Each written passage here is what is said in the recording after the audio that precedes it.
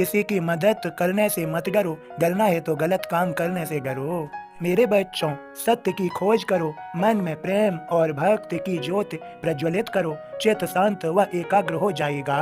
क्यों डरते हो तुम? जानते हो, असत्य सदैव सत्य से डरता है, और जो सत्य पर चलने वाले हैं, जिनके मन में प्रेम और भक्ति है, वे सदा मन में प्रेम और भक्ति की ज्योति प्रज्वलित रखते हैं। उनका चित्त शांत व एकाग्र हो जाता है। उन्हें कभी किसी से डरने की कोई आवश्यकता ही नहीं पड़ती। वे जानते हैं मैं भी मालिक का हूँ और सब तरफ वह मालिक ही है, उसका ही सब कुछ है, अर्थात ईश्वरमय संसार है। वे किसी से नहीं डरते, वे तो सदा ईश्वर के दर्शन करते हैं। वे जानते हैं सभी प्राणी मात्र में मैं ही हूँ, उन्हें संचालन शक्ति मेरे ही माध्यम से मिल रही है। ये समूचा ब्रह्मांड मैंने ही व्याप्त किया है और यह मेरे ही उदर में है और मैं ही इसमें विचरण कर रहा हूँ। मेरे बच्चों, तभी तो मैं कहता हूँ मुझे कहीं भी जाने के लिए किसी भी घोड़ा गाड़ी या साधन की आवश्यकता नहीं रहती, क्योंकि मैं हर जगह पहले से ही होता हूँ।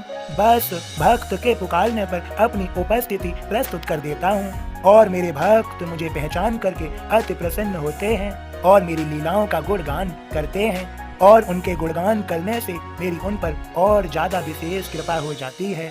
मैं सदा उनके साथ रहकर उनकी सहायता के लिए उपस्थित रहने लगता हूँ। वे किसी से डरते नहीं, वे सदा शांत व एकाग्र हो जाते हैं। उनका मन सदा मुझ में लीन रहने लगता है। वे परमानंद का अनुभव पाते हैं, उन्हें आत्मज्ञान हो जाता है। मेरे सभी बच्चों, मेरी तुम पर सभी पर विशेष कृपा है, तभी तुम सभी मेरे यह संदेश को सुन रहे हो। फिर से कहता हूँ, आज्ञा देता हूँ, सत्य की खोज करो, मन में प्रेम और भक्ति की ज्योति प्रज्वलित करो, चित्त शांत व एकाग्र हो जाएगा। क्यों भटकते हो इधर उधर?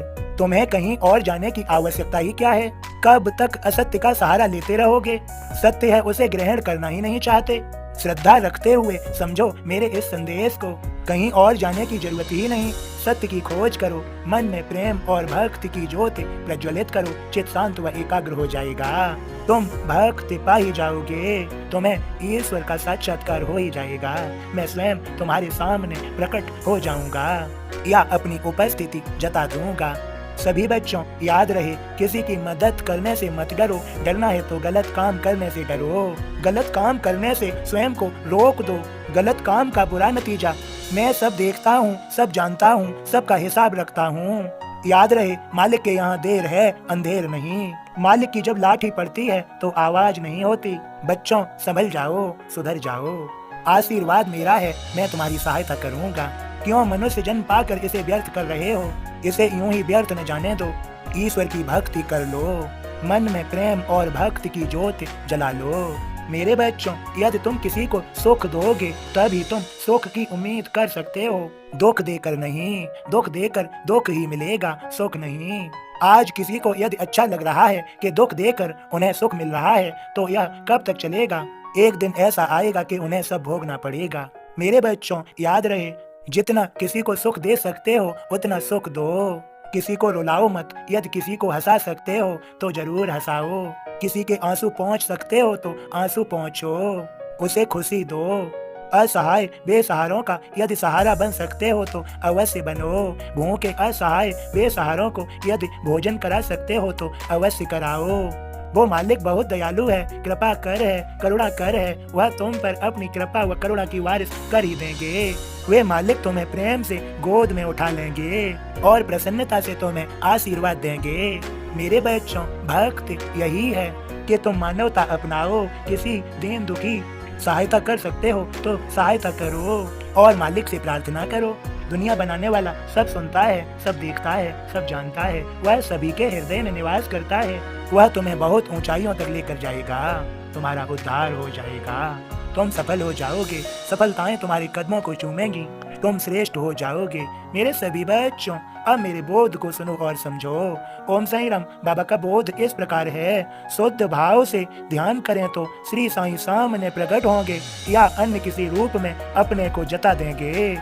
पंडित का गुरु बामना हम फकीर कहलाय, अपना गुरु ही मानकर माथे तिलक लगाय।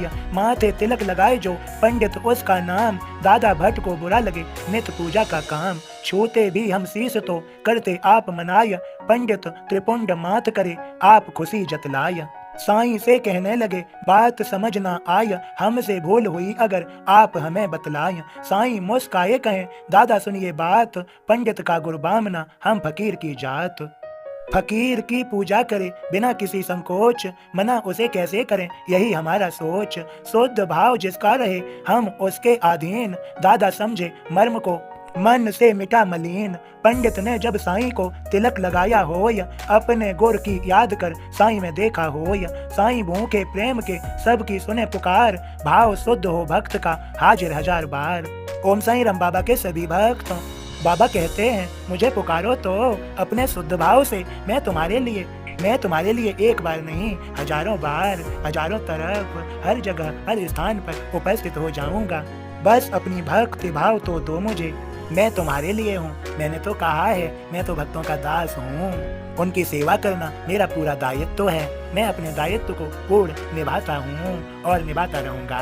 मेरे सभी बच्चों, मेरे नित्य संदेश बोध सुनते रहो, तुम्हारा उद्धार हो ही जाएगा, तुम सफल हो जाओगे, तुम सर्व सुख पाओगे, मेरा आशीर्वाद है। सबका मालिक एक। ओम साईं राम। बाबा का संदेश बस इतना ही, आप सभी प्रेम से बोलें ओम साईं राम, जय साईं राम।